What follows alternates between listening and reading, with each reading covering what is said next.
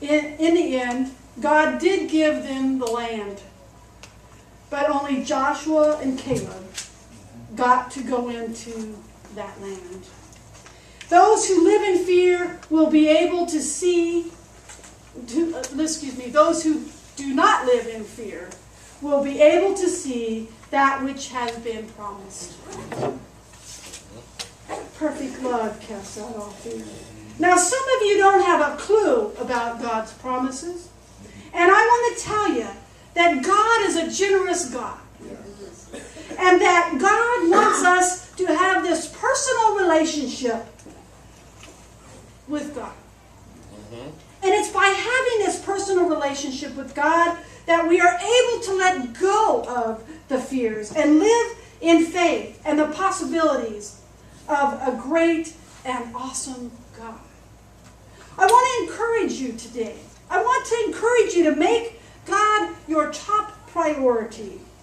Now, I know that there are many people that would want to make, quote unquote, religion their priority and miss the mark of a relationship, of a personal relationship with God as priority. This is not about religion. This is about God.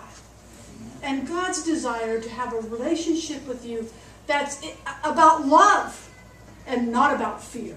Right? We are called to have a relationship with God. Sir John Seeley wrote a great quote, and I want to share it with you this morning. And it says, "No heart is pure that is not passionate. No virtue safe which is not enthusiastic. It is when we fall in love with goodness that the wrong things lose their fascination and their power." To me, that's falling in love with God, because we know that God is always good.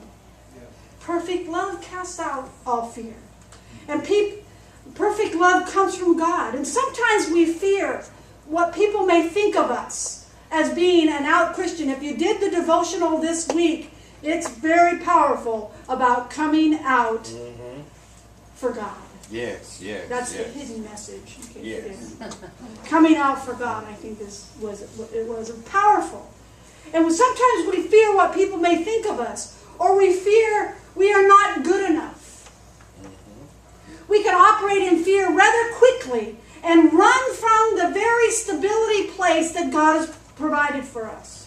We can allow fear to run our lives and allow the giants of our time to interfere with our purpose and the plan and the power of God.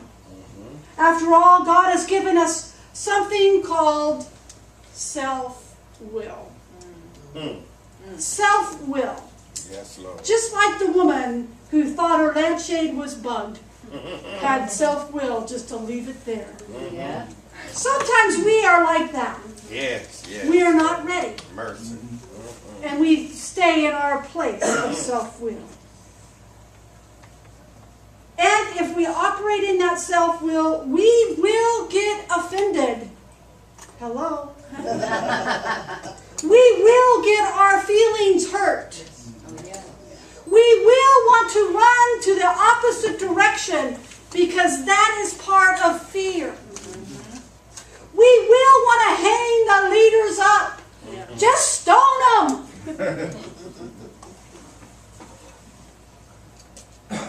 And so I want you to ask yourself this morning this very important question. Where am I operating in fear in my life? Where am I operating in fear in my life? Is it around your job? Is it around your self-worth? Is it around your relationship? Maybe it's around God. Maybe we fear that God will really do what God said God would do.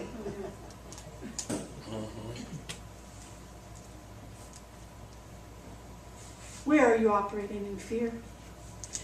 And I want to tell you, when you realize that fear has invaded and invalidated your life, I want to encourage you then to allow the Spirit of God to come in and touch you, to allow the Spirit of God to renew you, to allow the Spirit of God to take you away from that fear into that place of perfect love. Because that's the only way you're going to make it. Perfect love casts out all fear. Spiritual balance involves paying attention to the communities that might catch you when you start to fall. This place is like that. This is a community. It's like having friends or parents or a care group who will lift you up, who will let you know when you're off path or you're in a dangerous pattern. You might not like it.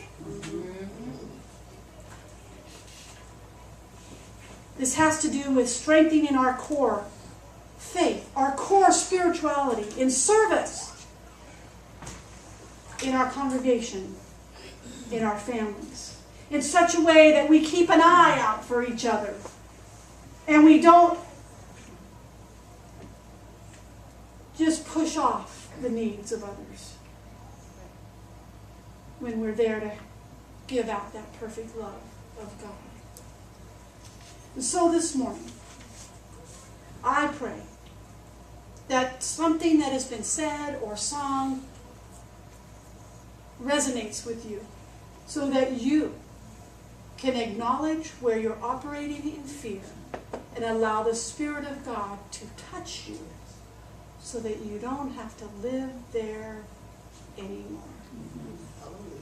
Think on these things. Amen.